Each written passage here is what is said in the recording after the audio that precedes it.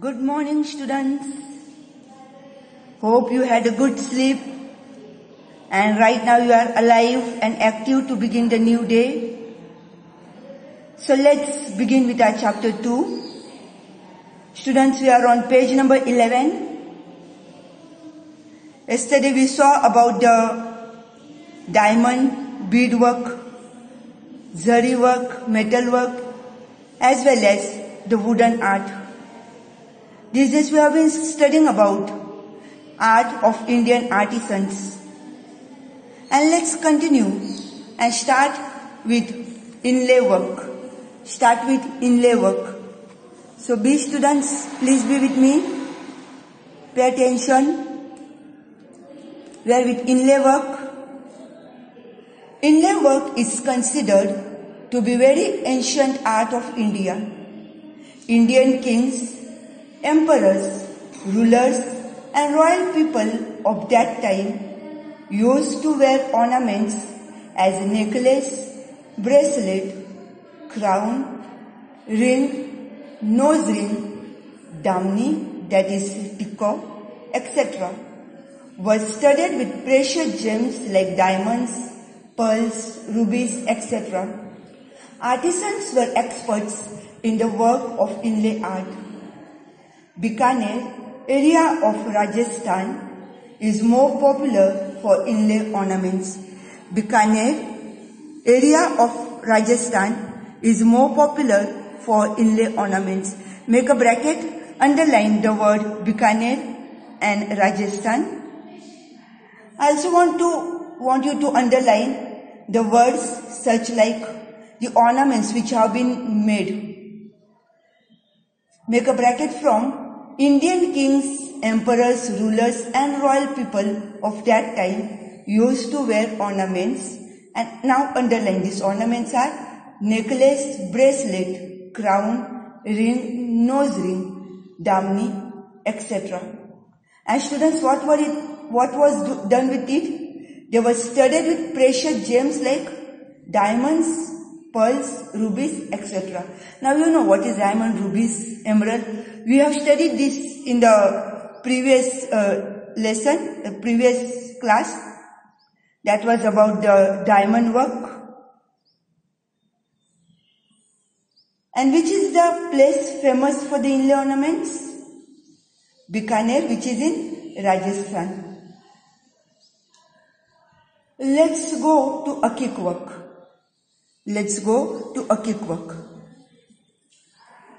Akik is a kind of precious stone, especially found in valley areas of the river. Make a bracket, please, students. Akik is a kind of precious stone, especially found in the valley areas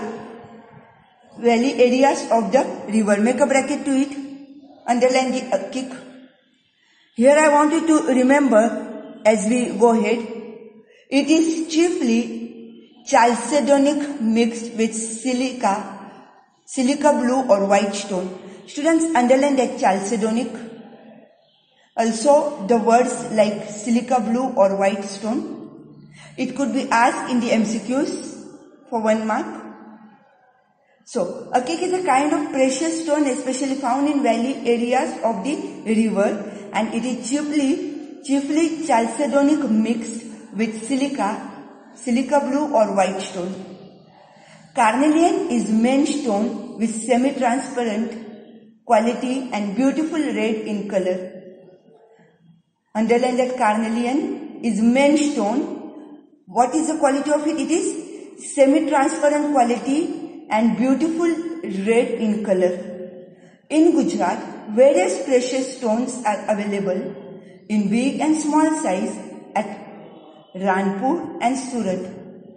All these stones are sent to Khambat to mold into various beautiful ornaments with various designs. Beads and garland of stones are prepared by them. Students, if you are having the old book, you might have in the third line, that is in Gujarat, various precious stones are available in big and small size at, if you are having the old books, it may be Ahmedabad. And so students, Ahmedabad, please cancel that. In the revised textbook, Ahmedabad has been cancelled, and Ranpur and Surat, these are the two places are kept. So students, in Gujarat, various precious stones are available in which place? Ranpur and Surat. And where are they sent? They are sent to Khambat. For what? To mold into various beautiful ornaments with various designs. Make a bracket. Beads and garland of stones are prepared by them. Prepared by whom? The people in Khambat, where we send him. Let's go to the next paragraph about the painting, about the paintings. Of all the arts, painting is the foremost one. Painting is an art which can be expressed through lines and colors. Students, make a bracket. Painting is an art which can be expressed, underline that, through lines and colors. Close the bracket. The aim of this art is to express emotions by imitating the animate and inanimate objects of nature through lines and colors. Students, what is the aim of the art? To express the emotions, underline that word, to express emotions by imitating the animate and inanimate objects of the nature through lines and colors. Sometimes you wonder and you say, wow, such a beautiful painting. Now, painting can be various types. They can be about the nature, they can be the portrait. And so students, so you say, but what is that the painter tries to do? He tries to express the emotions, and through which imitating the animate and the inanimate objects. We have evidence of Indian art of painting from the remains of 5,000 years of old Harappan culture. Underline that, 5,000 years old Harappan culture. Various models of painting have been found out many times by the archaeological department during excavation work. Students, what is that excavation? The digging work. And so students, if they have been digging a particular site where the earthquake has taken place, or the particular culture has been buried under the soil from many years, then that is called as the excavation. And students, what has happened? Many paintings have been found out many times by the archaeological department during excavation work. So, and then student, what happens to them? They have been kept in the museum. Studies have been done on that in order to find out how old that particular painting is. Then, we have traces of the pictures of animals and birds in the cave painting of primitive man of Stone Age at Bhimbetka. Students, underline that place, Bhimbetka, Stone Age. And in which place is Bhimbetka? MP, that is Madhya Pradesh. Now, students, look there. We have traces of the pictures of animals and birds in the cave paintings of primitive man of Stone Age. Students, yesterday we studied about the metal work, and we also said that before metal age, there was a Stone Age. And that time, people used to use the weapons made of stone. But Stone Age was taken over by Metal Age. And so students, the earlier primitive man, he used during the Stone Age, he also had the paintings in the caves. People used to draw geometrical designs and sketches. People used to draw geometrical designs and sketches. Underline that. Elephant, rhinoceros, deer are notable among them. Something that I want you to remember that Ajanta Ellora are incomparable specimens of such paintings. Ajanta and Ellora, which we'll be studying about this Ajanta Ellora caves in detail in the next chapter. Drawing the sketches of swastik, picture, Ganesha at the time of festivals and celebration is an old tradition of India.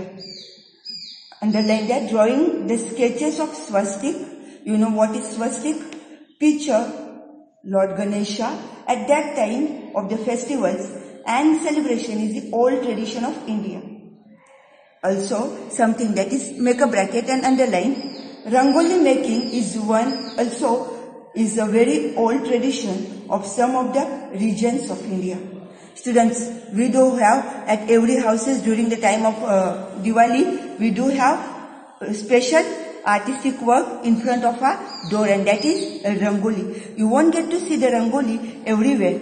You will never see a rangoli in the foreign countries. Also, the people of South, that is in Kerala and all, they have the rangoli made of flowers during the time of their festivals. Okay? So, that is about painting. Let's turn the page and come to the page number 12, where we are going to study now the different part, that is the fine arts of India. Students, now this question on page number 12, fine art of India, you will have to learn this question by heart because it can be asked sometimes for 3 marks, sometimes it can be asked for 3 marks, where you will have to explain properly about what we are going to study. I am going to tell you. And also about that fine art of India, what is it? It can be also asked sometimes for 1 mark. So what can be asked for 1 mark? That I will tell you to make a bracket underline. Where there is, as a whole question, could be asked fine arts of India, which was asked in October 2017's paper in your first semester exam. So students, I want you to learn this by heart. Now, fine art of India. Come to the next page. Fine art of India. It may not be that clear for you, students. Now, singing, playing, dancing and performing roles of different characters is a unique feature of Indian culture. Entertainment with moral education has been imparted since ancient times through dramas based on the greatest scriptures like Ramayana and Mahabharata. Students, singing, playing and dancing and performing roles of different characters is a unique feature of Indian culture. You know students, even during our festivals, during the time of marriages and all, we do have a dance. And students, along with the dance also, we also sometimes have the different plays, the drama and all. Why? What does it have to do with our festivals, celebrations and all? It also gives the moral education. So see, entertainment with moral education has been imparted since ancient times through dramas based on the greatest scriptures like Ramayana and Mahabharata. You know, Ramayana and Mahabharata is again brought back. Many people ask for it. And so students, it does give us not only entertainment but the moral education. Now, music. In music, what are we going to study? The full question can be 5 marks. Music. Indian music is unique from the point of view of tune, rhythm and harmony. And so it is different from the music of other countries of the world. Students, I need not tell you. You know about that Indian music, how peaceful it is, how soothing it is. And so students, it is unique from the point of view of tune, rhythm and harmony. Samaveda, one out of the 4 Vedas, is considered to be associated with music. Samveda, students make a bracket and underline the word Samveda, is 1 out of 4 Vedas. Which are the 4 Vedas, students? Rigveda, Samveda, Yajurveda and Atharvaveda. So Samveda is 1 out of 4 Vedas, which is considered to be associated with music. Richas of Samveda are sung with tune and rhythm of music. Underline that richas of Samveda are sung with tune and rhythm of music. Music involves both singing and playing. Music involves both what, students? Singing and playing. What is that now? Sa, re, ga, ma, pa, da, ni are the 7 vowels of music. Students, even in language also you have the vowels. In English you have A, E, I, O, U. Here in music, what are the vowels, students? Vowels of music are sa, re, ga, ma, pa, da, ni. Indian music can be divided mainly into two parts. Which are these two parts? Classical music and folk music. Classical music and folk music. Underline that. We have 5 main ragas in classical music. In classical music we have 5 main ragas. And which are they? Sri, Deepak, Hindol, Megh and Bhairavi. Students, you have to remember these 5 names. Sri, Deepak, Hindol, Megh and Bhairavi. These are the 5 ragas. In which music, students? In the classical music. And Indian music is divided into 2 parts. Remember that Indian music is divided into 2 parts. And which are these 2 parts? Classical music and the folk music. And in the classical music, you have 5 main ragas. They are Sri, Deepak, Hindol, Megh and Bhairavi. It is believed that all these ragas naturally came out of the Panchamukha of Lord Shiva. Underline that, Panchamukha of Lord Shiva. In ancient India, many texts were written on music, out of which the introduction of 3. Once again, you have to underline. In ancient India, many texts were written on music, but out of them, the 3, and they are, the introduction to the 3 are Sangit Makaran, Sangit Ratnakar and Sangit Parijat is given below. Now we are going to study about these 3. I suppose, students, you are with me. In the music, there are 5 ragas, that is in classical music. In classical music, there are 5 ragas, but Indian music can be divided into 2 parts, that is classical and folk music. In the classical music, where we saw 5 ragas, there are Sri, Deepak, Hindol, Megh and Bhairavi. We also saw that they are come to be believed from the Panchamukha of Lord Shiva. In that we saw that ancient India, the texts have been written on music into 3, and they are Sangit Makaran, Sangit Ratnakar and Sangit Parijat. Now let's study about Sangit Makaran. Students, I want you to remember this. Sangit Makaran. A music scholar Narad, who had written Sangit Makaran in about 900 BC. Underline 900 BC, 900 years before Christ. Okay? It describes 19 vinas and 101 rhythm which are useful even today. 19 vinas and 101 rhythm which are useful till today. And it is written by whom, student? Who is a music scholar? Narad. Underline that. And written on what? About Sangit Makaran. Now, Sangit Ratnakar. Sangit Ratnakar. Sangit Ratnakar. The writer of this text was Pandit Sarangdev. Underline that, Pandit Sarangdev. He lived in Daulatbad, that is Devgiri. So, he was familiar with South and North Indian music. Student, who is the writer of Sangit Ratnakar? The writer of Sangit Ratnakar is Pandit Sarangdev, which I told you to underline. And where did he live? He lived in Daulatbad. And so, he was familiar with South and North Indian music. But Pandit Vishnu Narayan Bhatkhande considers Sangit Ratnakar as the most authentic book on music. So, students, you have to make a bracket to this. Pandit Vishnu Narayan Bhatkhande, he considers that the Sangit Ratnakar as the most authentic book on music. So Sangit Ratnakar is the most ancient book. Then Sangit Ratnakar is believed to be unique in understanding all the aspects of music. Sangit Ratnakar is believed to be unique in understanding all the aspects of music. Make a bracket. I have already done the bracket in the textbook. Now the third one. The third one is Sangit Parijat.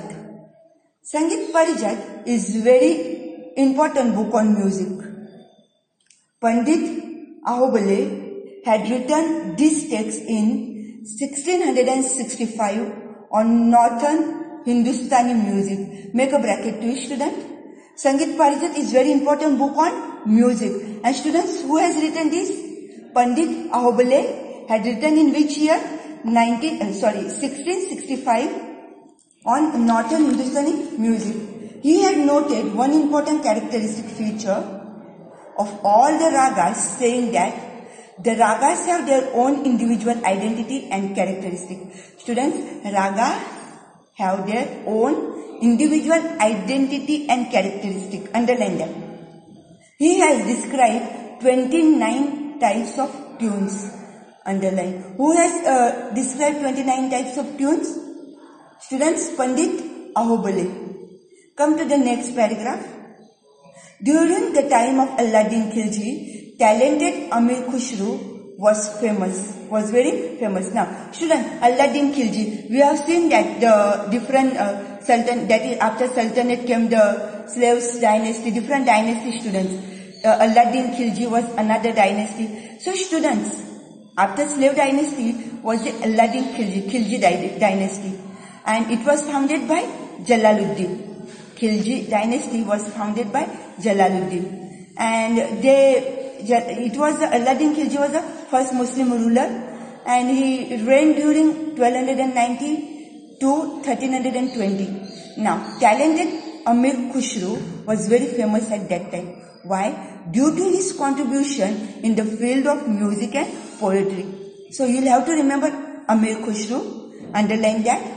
Due to his contribution in the field of music and poetry, he was known as Tute-i-Hind, that is the parrot of India. You are asked for the 1 mark.